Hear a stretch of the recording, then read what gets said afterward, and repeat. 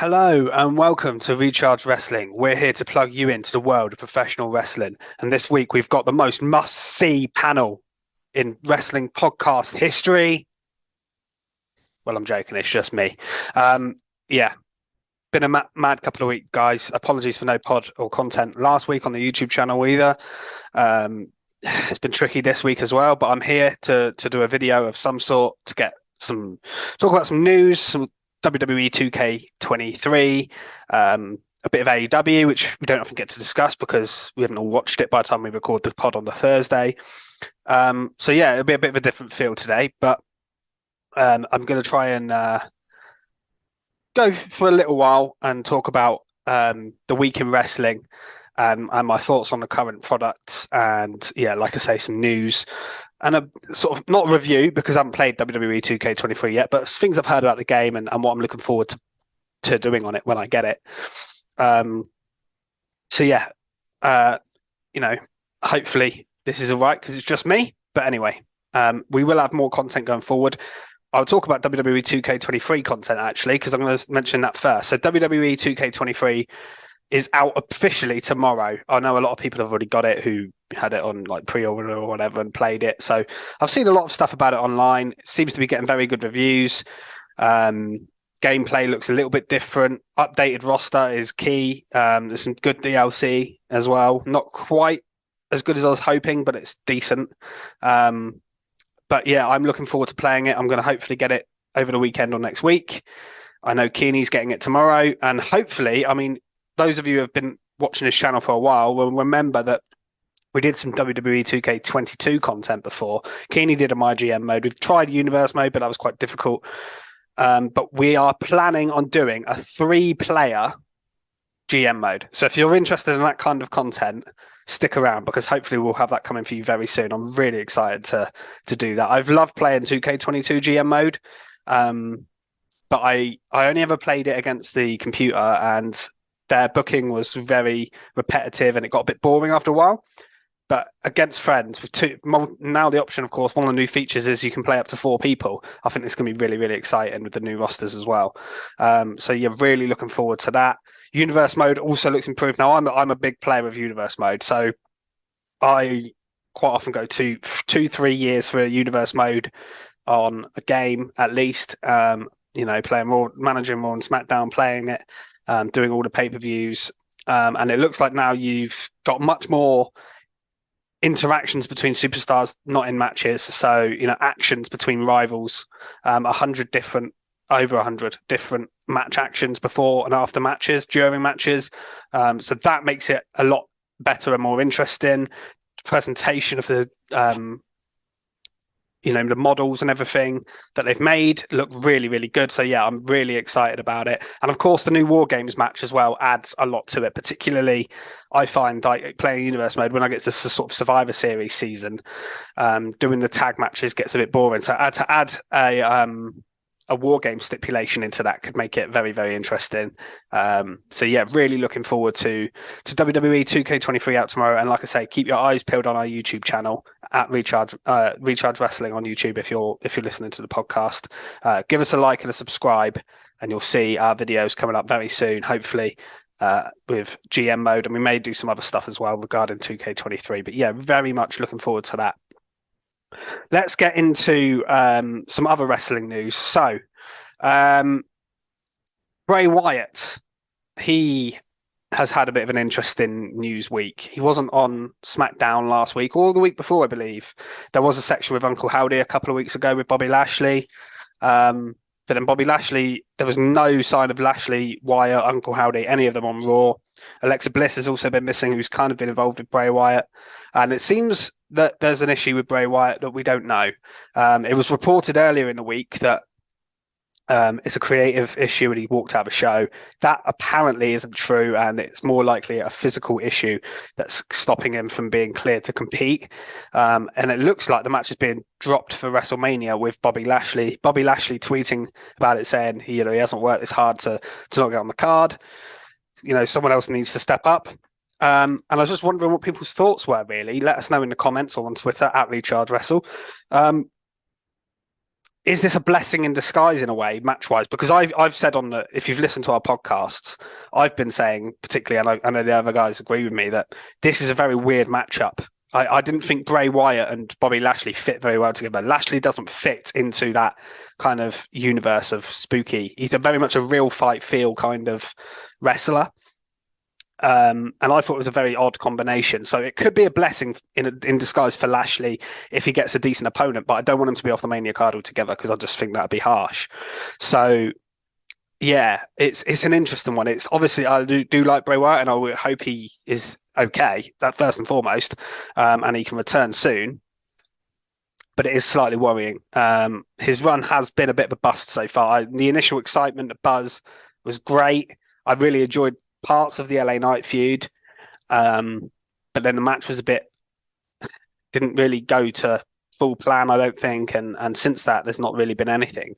So yeah, they need to pick it up a bit with this Wyatt second run because it's been a bit of a flop so far, and I'm a big Bray Wyatt fan, so it's hard for me to say that, but I think that's true. And it looks like he's missing WrestleMania and potentially Bobby Lashley. Two, who won't be missing Mania is Edge and Finn Balor. Now, they have their match confirmed, another match confirmed this week for WrestleMania inside Hell in a Cell, which has been expected for ages. Finn also did mention in his promo that his demons, hell couldn't handle his demons or something like that, he said. So I think he's hinting at him being Demon Balor here. Demon Balor versus Edge inside Hell in a Cell is a great WrestleMania match. I know this feud has dragged on. It's been going on for the best part of a year now, but this is a good way to close it. If you're going to do this match again, this is a perfect way to close it, and it's an exciting match. Ray and Dom still not had their match confirmed. Dominic did challenge Ray at WrestleMania, but he didn't go for it yet, but obviously that match will happen. We'll talk more about WrestleMania plans in a minute when I talk about some other news. The Bella Twins. I didn't realize they were still actually on the WWE payroll, but it seems like they were in some sort of Legends contracts. They were meant to appear at Raw 30, but they didn't. They were advertised originally. I think, obviously Total Bellas, Total Divas, all this stuff they maybe have had in the works, but they have officially left WWE and changed their sort of names to Garcia, which is obviously their birth surname. So that's very interesting. They've denied that they could be going to AEW, even though they were backstage the other day at the pay-per-view. But I think that was them. Obviously, they've got a lot of connections there. They went to see Renee Young, Saraya, and obviously Bree's husband is Bryan Danielson. So it makes sense that they would be backstage. But yeah, they've denied. I don't think they would. My personal opinion is I don't think they would add that much to AEW at this stage. I think they've been gone too long from wrestling to be great in the ring. Maybe if you had them as an on-screen, like as part of Saraya's faction, but not actually wrestling much, maybe they could add something as big names. They do have name value, but in terms of in ring, I don't think they would add much to the AEW women's roster, in my opinion. But feel free to disagree with that because I know a lot of people are huge fans of theirs. And the other bit of news really to come out of this week is Hall of Fame. Obviously, on Smackdown, Rey Mysterio was announced as the first inductee of the Hall of Fame. A lot of people were expecting Batista this year. Looks like that's not happening, but due to his commitments in films in Hollywood. Obviously, WrestleMania is in Hollywood, so I think a lot of people thought maybe he could turn up and do something, but it looks like that's not going to happen because I think Rey Mysterio will be the headline name. Interesting that he's obviously still active. Is this going to be his final farewell at WrestleMania? Does he put Dom over and retire? I don't think so, but it's a possibility. Maybe he's going to cut his schedule a little bit and do what Edge does. Edge is still active technically and he's in the Hall of Fame. I think you can do that, but I think you just wouldn't be on TV maybe every week and use Ray as more special attraction so that he's not just getting, beaten and wrestling every week and things like that. I think that would actually be a really good use for him going forward after WrestleMania. But yeah, thoroughly deserved. What a career. I've been watching Ray for a very, very long time. I remember growing up watching him in WCW. And then obviously he moved to WWE. I watched WCW quite a lot when I was a kid because it was more available to me, not having sort of Sky and things. And then, he moved to WWE. obviously had WWE 2K named after, on the cover last year. He's had a lengthy career, and he's still great now.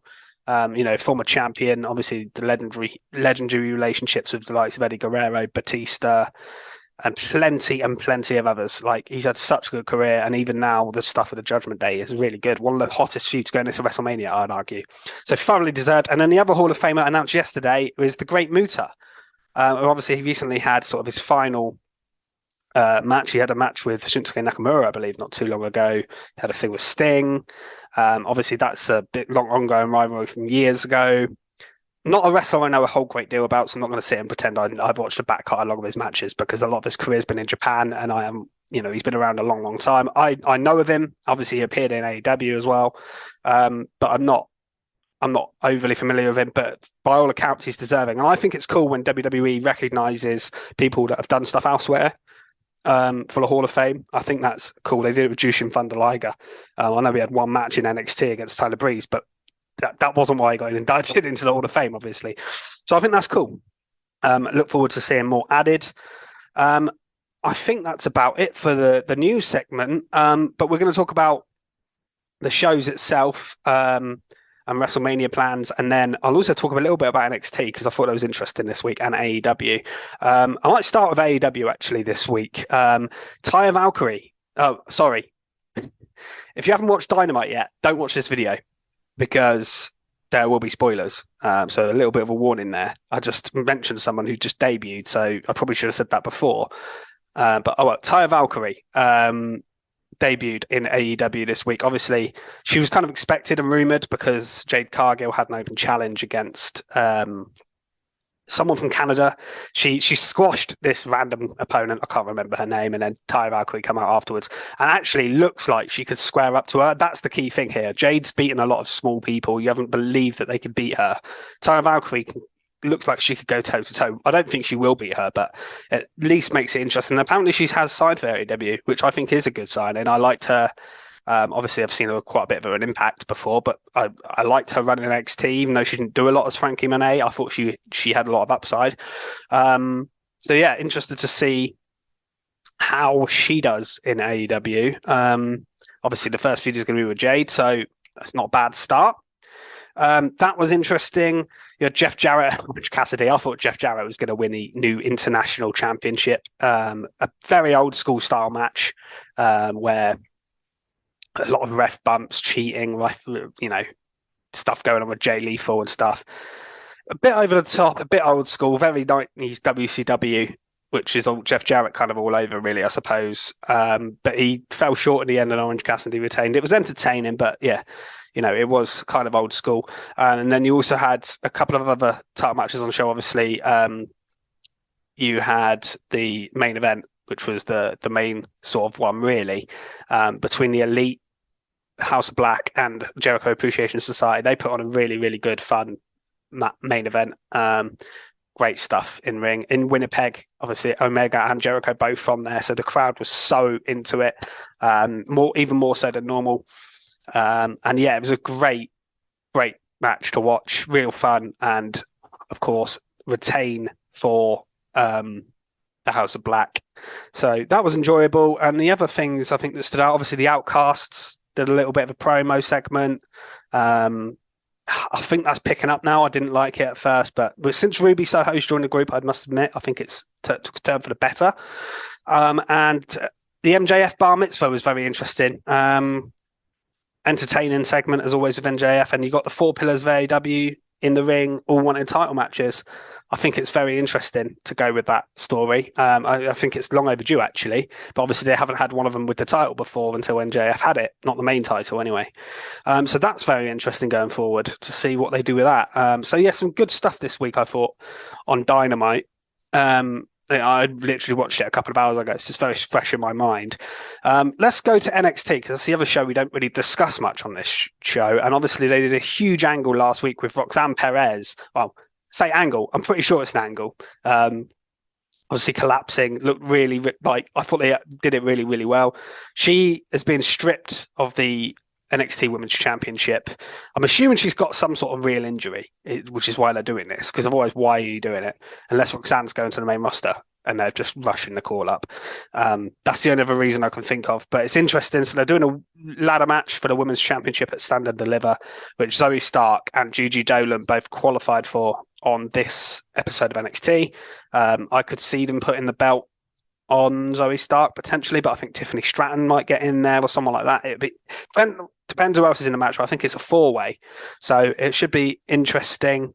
Bron v Mello as well. They had a good segment, moderated by Pretty Deadly, who I find very entertaining, by the way. I think they've been brilliant recently, particularly. But Bron and Mello is sort of the NXT dream match that they've been waiting for, pushing, holding off of. But now they're finally pushing ahead with it. And I think it's time Mello wins that, to be honest.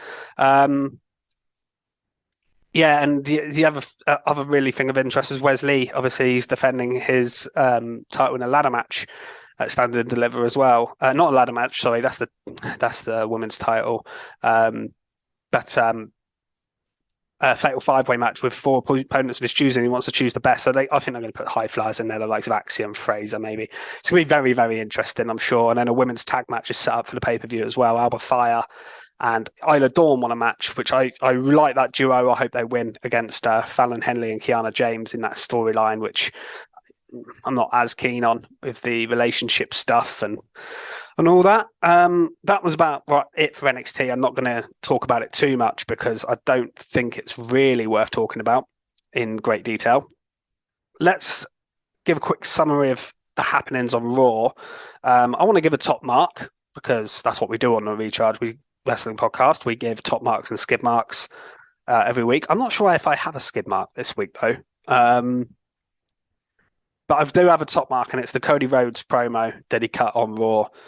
Cody has a habit recently, other than Sami Zayn and the Bloodline, of being my top mark quite often. A really, really good promo from him, just speaking from the heart on his own here. Really, really good stuff. Great promo. And then he had a match against LA Knight as well, which was pretty good. And LA Knight is an interesting one. He's someone I wanted to talk about because I do think he will get a moment at Mania. He keeps talking about there's no moment in LA and LA without LA Knight. I think he is going to have his moment at WrestleMania. There's rumors of a Stone Cold Steve Austin confrontation. I think that would be gold. There's other rumors of him getting some sort of match and a push after Mania, a really strong push going into sort of Money in the Bank. I could see that as a potential Money in the Bank winner, maybe. He got beaten by Cody here, but he's in the ring with the top babyface in the company right now. So I don't think that really means anything. I think they love LA Knight. And the fact they moved him on to Raw to have this match and put him on TV on the Raw crowd tells you what you need to know. He's getting good reactions. So that's good. What else was there from Raw? I'm just looking at my notes. Kevin Owens was quite interesting. He obviously refusing help again he's telling Cody Rhodes to stay backstage, telling Sami Zayn not to get involved.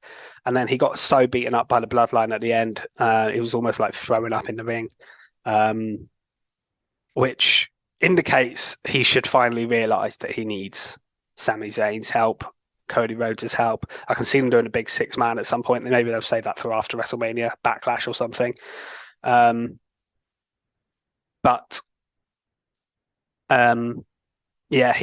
He definitely needs the help, and I think we're getting to that slowly getting to that point where Sami and KO come together to fight the Usos for the tag titles of WrestleMania, which in my opinion should main event night one, and is a really compelling storyline to go up against Roman and Cody as night 2 main event. You've got 2 great storylines there for main event. So that is what I personally want to see. Omos and Brock Lesnar continued their feud. They had a very odd face-to-face, a bit of a botched move over the top, which is a bit worrying considering they've done one spot and they botched it a little bit. But I did like the idea of the confrontation here, of Brock kind of backing away from Omos, and Omos was absolutely towering over him. Not many people make Brock Lesnar look small, but he made him look really small. And I quite like the selling of this match. And I know it's not for everybody, and I'm not expecting an in-ring classic by any means, but if they get this right and keep it short and sweet and just crazy, then it might be all right for WrestleMania. I don't think this segment did any harm, put it that way.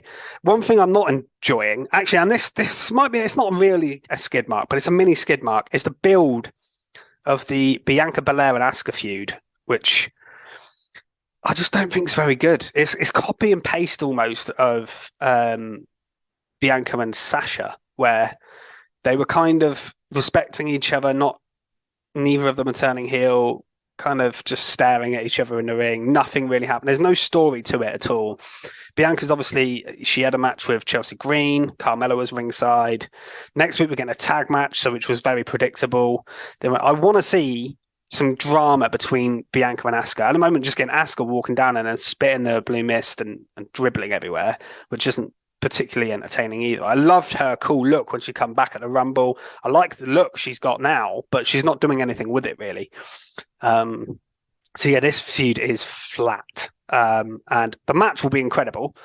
And I'm looking forward to the match, but I think the feud has been very, very disappointing so far, and they really need to step it up because I think Bianca Belair and Asuka both deserve better and can do better. I know Asuka, promo wise, obviously English not being her first language, sometimes it's not as strong. Bianca, maybe that's why they're not doing lengthy promos, but there should be something. There should be some animosity or something between the two. At the moment, there isn't. Hopefully that comes with the tag match next week. We have still got a couple of weeks to build it, so it's not the end of the world so far, but it's not how I would do it. One other thing of note that I enjoyed from Raw was Otis and the Maximum Male Models. I'm getting a real pop at this, and some people may not like this. Some people don't like comedy wrestling. Some people. I think this is hilarious at the moment. Otis, when the camera cut to him and he was modeling, it did make me laugh. I got a cheap pop out of it. Not everything has to be serious. This is an example of where you can have comedy feuds with lower card wrestlers. Otis is also very good in this kind of role. Gable can do this kind of stuff, although I want to see him have a serious role as well, which I've discussed many times. But yeah, it's I found this very entertaining, and I hope there's a segment at Mania, maybe backstage, where they're doing some sort of modelling, and then Gable and Otis can split, and maybe they have a little bit of a fight, and maybe you could even do Keeney mentioned it, Gable and Otis at Mania, but I don't think we're going to get that because I don't think that's a Mania level match. Unfortunately, I would like to see it, but I just don't see the company doing that. But yeah, I think we will get some sort of story with them involved. We also got confirmed that Logan Paul's coming back next week after more confrontations between Miz and Rollins. Rollins had a quick match with Corbin, beat him, kept him strong. Not a lot else to say about that. And then we had the stuff from Smackdown last Friday, which was obviously quite a while ago now. So I'd forgotten quite a lot of what happened. I'm just going to have a quick drink of water. For audio listeners who can't see me about to do that. And yeah, so very interesting fatal five-way match. Kofi Kingston injured, replaced by Xavier Woods, which made sense. And I actually prefer Xavier being in the match anyway, because I mean, the story of him not holding a title, they even mentioned he's not had a singles title match in 7 years. I think he should get his moment at some point soon. So him being in the match was cool. You had Karrion Kross, LA Knight, Drew and Sheamus in there. And what I thought would happen, happened. And Drew and Sheamus got a pin each at the same time. And I thought they were just going to announce a triple threat straight away, but they're not. Gunther said he wants challenger and not challengers. And now they're doing Drew v. Sheamus this week to face Gunther at WrestleMania. I still have a feeling they're going to lead to a triple threat somehow. I've got a feeling either they're going to be attacked or there's going to be a double count out or something where we don't get a definitive winner in this match. And Adam Pearce is like, well, what do I do now? Okay, triple threat match at WrestleMania between the three of you. That's the route I would go down. I want that match. That's the match I want to see. And I think it would be great. And it gets Sheamus on the card because otherwise I think Drew versus Gunther is a good one-on-one match, but you want Sheamus on there as well, in my opinion. And that would be a banger at WrestleMania, could steal the show. So yeah, looking forward to that. And that was interesting. You had more stuff with Dom and Ray, which obviously led on to Raw. There wasn't a whole hell of a lot else. There was obviously Sami Zayn and Cody Rhodes coming together to stop the bloodline and coming out on top there. Charlotte had a match with Shotzi. Again, not much going on in the women's division on SmackDown. You know, you're not using the vast majority of that division. I'm not sure what's going on with Ronda Rousey and Shayna Baszler, whether, you know, there was a lot of talk of them getting a tag title match. That seems off the cards at the moment. Liv Morgan, what's she doing? Because she should be getting more of a showcase, in my opinion. Raquel, Another one. And then there's the returns, people like Emma and Tegan Knox who are just doing absolutely nothing, unfortunately. And that seems to be the thing. Going back to Raw, actually, something I just saw. Some people online suggested maybe they could have Bronson Reed challenge Bobby Lashley, and I think that's a good idea. I think Bronson Reed's been built enough that you can have. He seems like a credible person. You could just do an open challenge and have Bronson Reed be Lashley. Lashley probably win, but that would be a good match. And something else I thought from NXT. Sorry, I'm a bit all over the place because I've written a few notes down. But the Gargano, I have to mention it because I was just thinking about what else happened on Raw, and obviously Johnny Gargano was on Raw, but his involvement in NXT is good. Obviously he's Mr. NXT, and him and Waller's feud is heated up with Grayson Waller visiting Johnny Gargano's house, beating him up in front of his wife and kid. Quite dramatic stuff, actually. But yeah, that's his plans for Mania season. And I'm glad that Gargano's doing something because I think just to leave him off the Mania card would be a bit rubbish. But he has also not been hot enough to get like a main match. So for him, to have that NXT and the storyline makes complete sense because it's been building up for like a year now. Since Waller attacked Gargano in the first place. So I really like what they're doing there. There's not a lot else to discuss this week. Like I say, I've given my top mark, given my skid mark. I think I'll probably leave it there for now. Hopefully, like I say, no pod last week, only this week. Next week, we will get something together, 100%. We're building very close to WrestleMania now, so I want to keep the content coming. And then obviously over WrestleMania season, we'll do even more. And then obviously with 2K23 coming out, we've got plans for that. So I'm really, really excited about that. For more info, obviously follow us on Twitter at Recharge Wrestle. Keep an eye out for predictions as well coming up. WrestleMania will be the big one there. That can be a big point swing decider. So keep your eye out on that. Follow us on at Recharge Wrestle. Like and subscribe on YouTube. I've been Fisher. I'll see you soon. Goodbye.